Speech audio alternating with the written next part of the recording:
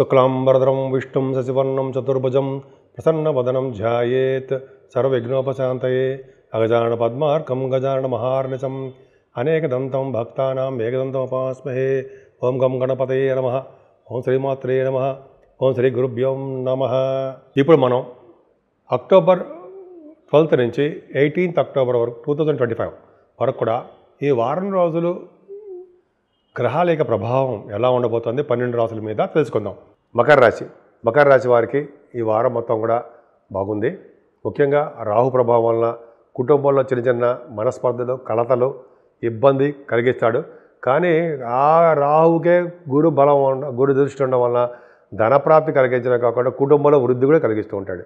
ఇంకా చెప్పాలంటే గాయకులు మీ దాంట్లో ఉన్నారు, బాగా పాటలు పాడుతుంటారు మీరు, అలాగే యాంకరింగ్లో ఉంటారు. వాళ్ళకు కూడా మంచి బ్రహ్మాండమైనటువంటి సక్సెస్ రేట్ బాగా ఉంటుందంటే ధనప్రాప్తి కలుగుతుంది.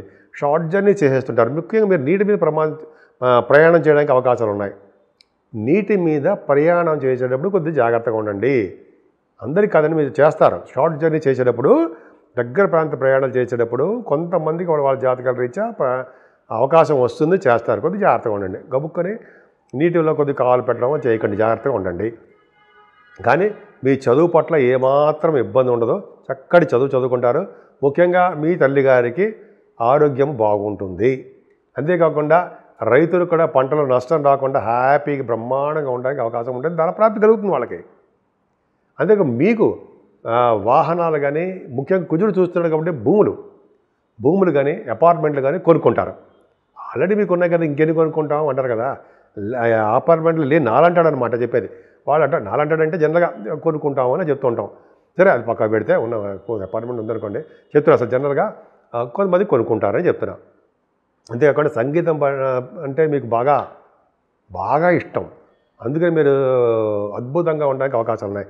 కానీ ఇక్కడ ఏమవుతుందంటే సంతానం విషయంలో, ముఖ్యంగా ఆడపిల్లల సంతానం విషయంలో మీకు ప్రాబ్లమ్స్ వస్తాయండి. అంటే గబుక్కులు సంతానం పుట్టడం ఆలస్యం అవ్వడమో, అయితే ఆ పుట్టిన సంతానానికి ఆల్రెడీ సంతానం ఉన్న వాళ్ళకి, లేడీస్ ఆడపిల్లకి ఏదో ప్రాబ్లమ్స్ ఉండడమో జరుగుతుంది. అంటే వాళ్ళకి చిల్డ్రన్ లేరనో, పెళ్లి కాలేదనో, ఉద్యోగం రాలేదు, ఏదో చిన్న ప్రాబ్లమ్స్ ఉంటాయి. ఎందుకంటే పంచమ స్థానాధిపతి అయిన శుక్రుడు నీచస్థితిలో ఉండడము, పంచమ స్థానానికి శని దృష్టి ఉండడం, ఈ రెండు కారణం వల్ల కొద్దిగా మీకు సినిమా రంగంలో కూడా చూడండి ఎక్కువ ఆపర్చునిటీస్ రావు.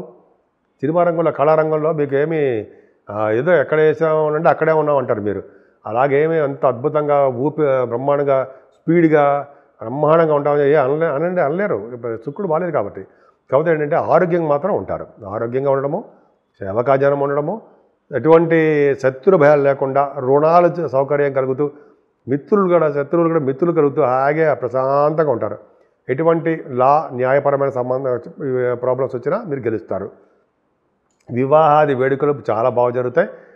ముఖ్యంగా మీరు వివాహాలు జరిగేటప్పుడు కొద్దిగా జాగ్రత్తగా ఉండండి. నీటి వల్ల అయితే అగ్ని వల్ల కొంచెం చిన్న ప్రమాదాలు ఉంటాయి. అందరికీ ఉండవు, కొద్దిగా ఒక్కసారి 0.001% ఏదో ఉంటుంది, జనరల్గా వాళ్ళకు ఉంటుంది అంతే. ఏదేమైనా కేతు ప్రభావం మీకు అష్టమంలో ఉన్న కేతు మంచి చేయడండి. ఎందుకంటే కేతు కూడా హెల్త్ ఇష్యూస్ ఇస్తూ ఉంటాడు. ఆయన సంవత్సరాల పాటు ఉంటాడు. కాబట్టి గణపతి ఆరాధన ప్రత్యేకంగా చెప్పాల్సిన అంశం మీకు. పౌర్ణమి తర్వాత వచ్చే చవితి అంటారు కదా, సంకట చతుర్థి అంటాం, చవితి అంటాం. ఆ రోజుని గణపతిని మీరు ఎక్కడున్నా సరే ఆ టెంపుల్స్లో డబ్బులు ఇచ్చేసి ఎలాగ చేస్తుంటా, ఒకవేళ గుడికి వెళ్ళలేకపోతుంటా, నేనే మీ పూజారి గారికి ఫోన్ చేసి మనం చెప్పేస్తే ఆయన మన పేరు మీద, మన కుటుంబం పేరు మీద గోత్రనామాలతో ఆ రోజు పూజ చేస్తుంటారు. వెళ్ళి దర్శనం చేసుకుంటాం మనం స్వామిని.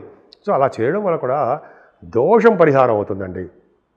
ఎందుకంటే అష్టమస్థాన కేతు కదా, అందుకనే సుబ్రహ్మణ్య దర్శనాలు, సుబ్రహ్మణ్య పూజలు చేసుకోవాలి. హెల్త్ ఇష్యూస్ ముఖ్యంగా హెల్తే కదండి కావాల్సింది. సరే, మరి భాగ్యస్థానంలో రవి ఉన్నాడు కదా, ఆయన పరిస్థితి ఏంటి? భాగ్యంలో ఉన్న రవి మంచివాడే కాదండి, పని చేయలేకపోతున్నాడు. మంచి చేయలేకపోతున్నాడు ఆయన. పైగా అష్టమాధిపతి అయ్యాడు. శని దృష్టి ఉండడం వలన భాగ్యస్థానంలో ఉన్నప్పటికీ నాన్నగారికి బాగుండకపోవడమో, రాజకీయ రంగంలో ఉన్న వారికి పదవులు లేకపోవడమో, లేకపోతే ఏదో చిన్న ప్రాబ్లమ్స్ కలగడమో జరుగుతుంది. విదేశాలు వెళ్ళలేకపోతుంటారు. తీర్థయాత్రలు చేయాలన్నా కూడా ఏదో ఒక అసౌకర్యము. తీర్థయాత్ర చేసేటప్పుడు నీటి వల్ల ప్రమాదాలు జరుగుతాయి. ఏదైనా ప్రొఫెషనల్గా థ్రిల్లర్ అంటే, ప్రొఫెషనల్ అంటే డాక్టర్స్గా జాబ్ చేసేవారికి, అదే క్లినిక్ ఉన్నవారికి వాళ్ళకి చాలా బాగుంటుంది. ఖచ్చితంగా డాక్టర్సే అద్భుతంగా ఉంటుంది. రవిబుధులు దశమంలో ఉన్నారు కాబట్టి గవర్నమెంట్ జాబులు రావడానికి అవకాశం ఎక్కువ, రాజకీయ రంగంలో పదవులు రావడానికి అవకాశం ఎక్కువ. అంతేకాకుండా కుజ బుధులు ఉన్నారు కాబట్టి మ్యాథమెటిషియన్స్ గాను, ఇంజనీర్స్గా గాను, అలాగే మీరు చాలామంది కొంతమంది మనం చెప్తుంటాం కదా సైంటిస్టులు, వాళ్ళకి బాగుండము. ఇంకా చెప్పాలంటే మీరు యాస్ట్రాలజర్స్గా బాగా రాణించడము జరుగుతుంది. ఇంతే కాదండి, కర్మస్థానంలో ఇంత రవి ఉండి నీచస్థితిలో ఉన్నప్పటికీ గురుదృష్టి ఉండడం వల్ల చక్కటి ఉద్యోగాలు మాత్రం బాగుంటాయండి. మీకు సాఫ్ట్వేర్ రంగంలో కూడా బాగా డెవలప్ అవుతారు. రియల్ ఎస్టేట్ రంగంలో వ్యాపారాలు అద్భుతంగా ఉంటాయి. సో ముఖ్యంగా చెప్పాలంటే మీ రాశి వారికి విదేశ పర్యటన జరుగుతుంది, సన్మానాలు జరుగుతాయి. ముఖ్యంగా మీరు గురువుగారిని పీఠాధిపతుల్ని కలుస్తారు, చక్కగా అద్భుతమైన మంచి పనులు చేస్తారు. ముఖ్యంగా మీరు పూజించవలసిన దేవుడు అమ్మవారు, అలాగే సూర్య భగవానుడు. దానికంటే ముందర నా పేరు వాడ్రే ఆదినారాయణరావు శర్మ, CMA. సరే, క్వాలిఫికేషన్ అనవసరం కంటే MA ఆస్ట్రాలజీ చెప్తుంటాం. మీ జాతకాలు తెలుసుకోవాలనుకుంటే date of birth, time of birth, place of birth ఇవి ఉండాలండి కంపల్సరీగా. జాతకాలే కాదు, మన ఆది ఆస్ట్రాలజీ తరపున ముహూర్తాలు కూడా పెడుతుంటాను నేను. సో మీకు ఏమాత్రము ఇంట్రెస్ట్ ఉన్నా మీరు ఈ నెంబర్కి ఫోన్ చేయొచ్చు. 7075389589, 7075389589. ఈ నెంబర్కి మీరు కాల్ చేస్తే నేను షూటింగ్స్లో ఉన్నా, లేదా బిజీగా జాతకాలు చెప్తున్నా, ఫోన్ లిఫ్ట్ చేయకపోతే మీరు నా వాట్సాప్ నెంబర్కి మెసేజ్ పెట్టండి, తప్పకుండా నేనే మీకు ఫోన్ చేసి మాట్లాడతాను. ఇప్పుడు మనం 12 రాశుల వారికి పరిహారాల గురించి చెప్పుకుందామండి. పరిహారాలు అంటే ఏ విధంగా పూజ చేసుకోవాలి, ఎవరిని పూజ చేసుకోవాలి, ఏ దేవతను కొలవాలి, మరింత శుభఫలితాలు ఎలా వస్తాయి, ఏ దేవతను కొలవడం వల్ల, దేవుని కొలవడం వల్ల శుభఫలితాలు వస్తాయో ఇప్పుడు మనం చెప్పుకుందాం. ముఖ్యంగా 12 రాశులు అంటే మీకు అర్థమైపోయి ఉంటుంది. మేషరాశి నుంచి మీనరాశి వారి వరకు కూడా అందరూ వస్తారని అర్థం. అందరికీ చెప్పే ఫలితాలు ఏంటయ్యా అంటే, ఈ నెల మొత్తం కూడా ఫస్ట్ చెప్పాల్సింది ఏంటంటే అమ్మవారు. శుక్రుడు నీచ స్థితిలో ఉండడం అనేది మంచిదే కాదు. ఎందుకంటే అసలు లక్ష్మీయే కదండి మన జోబులో ఉండాలన్నా, మన ఇంట్లో ఉండాలన్నా ధనమే ఉండాలి కదా. మరి అటువంటి శుక్రుడు మరి నీచ స్థితిలో ఉన్నాడంటే మనకి చాలా బాధగా ఉంటుంది కదా. అవునా? శుక్రుడు నీచ స్థితిలో ఉంటే బాధగా ఉంటుంది, మనం ఏం చేయలేం కదా. కానీ ఏం చేయగలం? అమ్మవారిని నిరంతరము కలువ పొలతో పూజించగలము. నిరంతరం అంటే మనకు అవకాశం ఉన్నంతసేపు. అంతేకాకుండా అమ్మవారిని శుక్రవారం కానీ, అంటే అమ్మవారు అంటే కనకదుర్గ అమ్మవారు, లక్ష్మీదేవి కూడా చెప్తున్నానండి. లక్ష్మీదేవిని కలువ పూలతో పూజించవలసిందే మనం చేయవలసింది. అలాగే కనకదుర్గ అమ్మవారిని నిత్య సంతోషి అమ్మవారు కూడా ఉంటారు. వాళ్ళిద్దరిని పూజించడం వలన, అంటే పూజించడము, అభిషేకాలు చేయించుకోవడము, అంతేకాకుండా మనము అంటే మీరు చండీ హోమాలు, మనం అంటే అందరం, నేను కూడా వస్తాను, చండీ హోమాలు చేయించుకోవడం వల్ల ముందర అమ్మవారిని పట్టేసుకోవాలండి. అమ్మ బలం ఉంటే చాలు. అమ్మ ఆశీస్సులు అంటాం సరా, అమ్మ దయ ఉంటే అన్నీ ఉన్నట్లే అంటాం కదా. కనకదుర్గ అమ్మవారి యొక్క దయ ఉంటే అన్నీ ఉన్నట్లే. ఈ ప్లానెటరీ పొజిషన్ యొక్క ప్రభావం చాలా తగ్గిపోతుంది. ఇంకో పాయింట్ అత్యంత మన సూర్యభగవానుడు, వెలుతురిచ్చే సూర్యభగవాను కూడా నీచ స్థితిలోకి వచ్చేస్తున్నాడు ఆయన. అంటే 17వ తారీఖు నుంచి నీచ స్థితి, అంటే బలం లేకుండా అయిపోతున్నాడు ఆయన. కాబట్టి ఆయన్ని పూజించాలి. గాయత్రి మంత్ర జపం చేసేవారికి, పెద్దలను పూజించేవారికి, అలాగే కొంతమందికి ఏమో ఓల్డ్ ఏజ్ హోమ్ అంటారు కదా, వాళ్ళకి మంచి చేస్తాడు.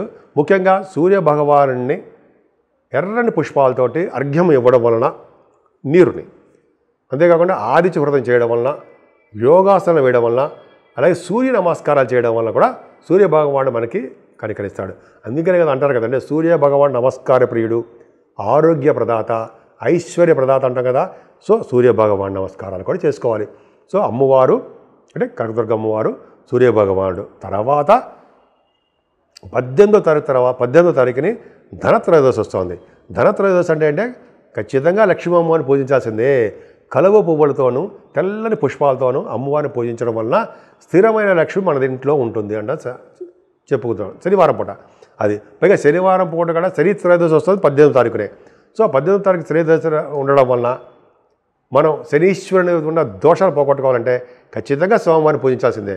తైలాభిషేకాలు చేయించుకోవడం వలన, శనీశ్వరుడు గుడికి వెళ్ళి ఆయన ప్రదక్షిణ చేయడం వల్ల 11 ప్రదక్షిణాలు చేస్తూ ఉంటాం మనం. 9, 11 చాలా ఇంపార్టెంట్.